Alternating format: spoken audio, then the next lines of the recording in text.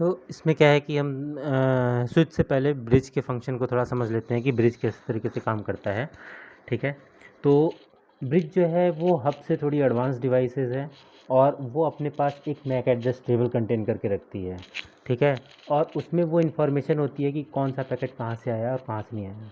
लेकिन इसका मेन दिक्कत क्या होती है कि इसमें केवल 2 ही पोर्ट होते हैं। ठीक है, 2 पोर्ट होते हैं, तो ये केवल अपने से 2 लैन को ही आपस में कनेक्ट कर पाती है। बेसिकली ये एक सेपरेटर का काम करती है। जैसे मान लो एक ये हब है, हब से हमारे इधर कुछ पीसीस कनेक्टेड हैं और इसकी दूसरी साइड पे एक दूसरा हब लगा हुआ है और दूसरे पीसीस कनेक्टेड हैं। ठीक है, तो हब का काम क्या है, वो जो भी मैसेज आएगा उसको हर पोर्ट पे ब्रॉडकास्ट कर देगा। ठीक है, तो जिससे हमारे बैंडविड्थ यूटिलाइजेशन जो है वो ज़्यादा होगी, बैंडविड्थ हमारी ज़्यादा कंज्यूम होगी। ठीक है, जैसे मान लो ये पीसी जो है हमें इस पीसी को कम्युनिकेट करना चाह रहा है। ठीक है, तो हब के पास जब मैसेज आएगा, जब रिक्वेस्ट जाएगी ऐसे करके, तो ये अपने सारे पोर्ट्स पे इस पे भी कर देगा, सब पे भेज देगा। ठीक है, और इस पे भी भेज देगा और ऐसा बार बार होता रहेगा। लेकिन ये ब्रिज क्या करता है कि जब इसके पास एक बार पैकेट आ गया, ठीक है, तो इनिशियल कंडीशन में तो ये भी क्या करेगा कि अपने दोनों पोर्ट पे सारे पैकेट्स को फॉरवर्ड कर देगा। ठीक है, लेकिन जब ये देखेगा, जब इसका रिप्लाई आएगा इसके पास कि मेरे पास फला मैक एड्रेस का पैकेट मेरे पास है, तो वो क्या करेगा कि जब भी इस पीसी से इस पीसी के लिए या इस मैक एड्रेस के लिए कभी भी कोई क्वेरी आएगी इसके पास, तो इस पैकेट को वो इस साइड पे फॉरवर्ड नहीं करेगा। ठीक है, वो केवल इसी नेटवर्क में इसी साइड पे उस पैकेट को हमेशा फॉरवर्ड कराएगा। यानी कि हमारे हाफ साइड की जो है बैंडविड्थ वो बच जाएगी। यानी कि अगर जो सेम टाइम पे अगर ये पीसी इस पीसी के साथ कम्युनिकेट करना चाहता है और ये पीसी इस पीसी के साथ कम्युनिकेट करना चाहता है, तो सेम टाइम पे ये दोनों कम्युनिकेट कर पाएंगे, क्योंकि वो पैकेट आपस में कोलाइड नहीं होंगे इस बीच में। ठीक है ना, तो इसको एक हम एनिमेशन के साथ समझ लेते हैं कि कैसे काम करता है। तो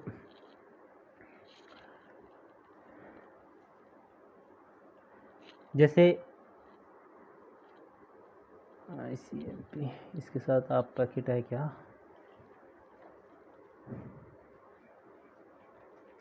-A है 3 का मैक एड्रेस इसके पास पड़ा है PC3 का। तो हम PC2 को एक बार कम्युनिकेट करके देखते हैं। ठीक है, तो ये हमारा सिंपल पिंग है, PDU मैसेज है, यहाँ से हम पिंग करा रहे हैं इसको।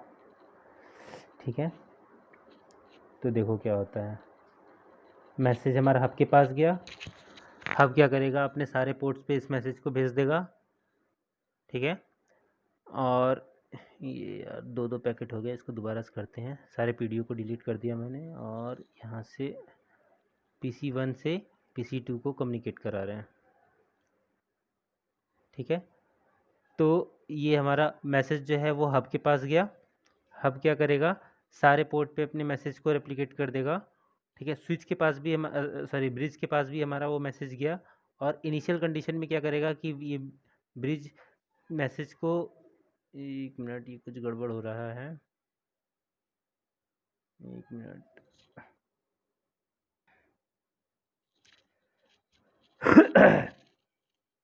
ठीक है, तो हम इस पीसी से इस पीसी को एक बार पिंग करते हैं दोबारा से, पिंग 192.168.1.2।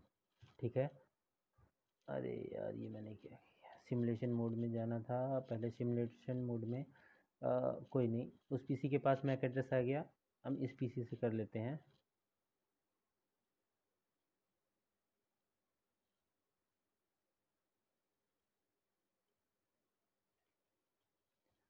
ना ना इसको जाने दो, इस पीसी से हम कम्युनिकेट करा लेते हैं इस पीसी को सिमुलेशन मोड में। पिंग 192.168.1.5 को। ठीक है, जैसे पिंग कराएंगे तो ये पैकेट देखो कैसे हमारा फॉरवर्ड होगा, हब के पास गया, हब सारे पोर्ट पे रेप्लिकेट करेगा और ब्रिज जो है दूसरी साइड पे भेज देगा। ठीक है, अभी ब्रिज को पता नहीं है कि 5 पैकेट का मैक एड्रेस क्या है, इसलिए इसने चारों तरफ अपने पैकेट को भेज दिया। ठीक है, लेकिन जब इसको इस पैकेट से रिप्लाई मिल जाएगा कि यहाँ पे हमारा क्या नाम है कि इसका मैक एड्रेस पड़ा हुआ है। तो अब जब इसके साथ ICMP पैकेट आएगा, आ गया, तो ब्रिज जो है पैकेट को हमारे दूसरी साइड पे फॉरवर्ड नहीं करेगा। ठीक है, तो अब इस पैकेट के लिए कभी भी ये पीसीबी, इवन ये पीसीबी क्वेरी करेगा। देखो मैं यहाँ से भी पिंग कर लेता हूँ, एक पिंग 192.168.1.5। ठीक है, जैसे इंटर मारा तो क्या होगा कि ये पीसी हमारा फॉरवर्ड करेगा पैकेट। पैकेट तो हमारे सारे हब तो हमारे सारे पोर्ट पे फॉरवर्ड करेगा, हमारे स्विच के पास भी ये पैकेट जाएगा। लेकिन स्विच को पहले पता है कि 5 नंबर का पैकेट जो है वो भाई इधर ही है, इधर ही बात करो, दूसरे साइड पे फॉरवर्ड नहीं करेगा। ठीक है, तो इस तरीके से हमारे आधे नेटवर्क की जो बैंडविड्थ होती है वो बच जाती है और हमारा पैकेट जो है वो आधे नेटवर्क में ही रह जाता है। तो इस तरीके से स्विच जो है एक स्प्लिटर का काम करता है। ठीक है, लेकिन अगर जो यही पैकेट, मैं इसको डिलीट मार देता हूँ पीडीयू को और एक नया सिमुलेशन बनाते हैं। यही पैकेट अगर जो मैं इस पीसी से इस पीसी को पिंग करता हूँ तो क्या होगा कि हमारा पैकेट बार बार नेटवर्क को क्रॉस करेगा। ठीक है, ब्रिज अब हमारा ये पैकेट जो है नेटवर्क में दोनों तरफ ट्रैवल करेगा, क्योंकि इस पैकेट की रिक्वेस्ट इस पीसी के लिए जा रही है, तो इसलिए पैकेट तो हमारा मूव करना ही है। लेकिन अगर जो सेम पैकेट की रिक्वेस्ट सेम नेटवर्क में रह जाती है, सेम साइट पे ही रिजॉल्व हो जाती है, तो ब्रिज जो है उस पैकेट को दूसरी साइट पे नहीं जाने देगा। मेन फंडा ये है।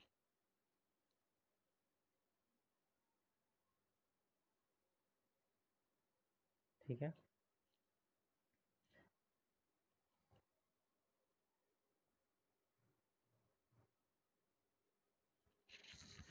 सो आई होप आपको नेट ब्रिज की प्रॉपर्टी भी क्लियर हो गई होगी कि ब्रिज का एक नेटवर्क में क्या काम होता है। तो इस तरीके से हमने देखा कि जो हब है, ठीक है, वो एक क्या है, एक अनमैनेज डिवाइस है।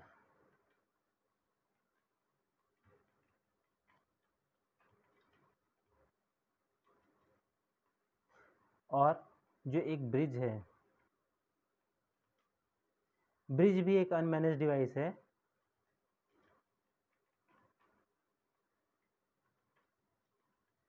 ठीक है, लेकिन ये हब से थोड़ी सी ज़्यादा इंटेलिजेंट है। क्यों?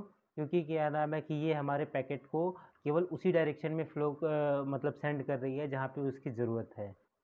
तो वहाँ पे केवल इस पैकेट को अगर जो इस पीसी को इस पीसी से कम्युनिकेट करना है तो पैकेट हमारा केवल इतने नेटवर्क में ही जाएगा। ठीक है, इसी तरीके से इस पैकेट को इससे कम्युनिकेट करना है तो हमारा पैकेट केवल इतनी दूर में रह जाएगा। लेकिन अगर जो ये 6 के 6 पीसी सिंगल हब से कनेक्टेड होते तो एक ही पैकेट बार बार हमारा 6 पीसी के पास जाता, जिससे हमारा बैंडविड्थ यूटिलाइजेशन जो है वो ज़्यादा यूटिलाइज होती और हमारा पैकेट कोलिजन के चांसेस भी ज़्यादा हो जाते हैं। ठीक है, तो अब नेक्स्ट जो चीज़ है उसको देख लेते हैं कि एक स्विच का फंक्शन क्या होता है। तो स्विच भाई जो है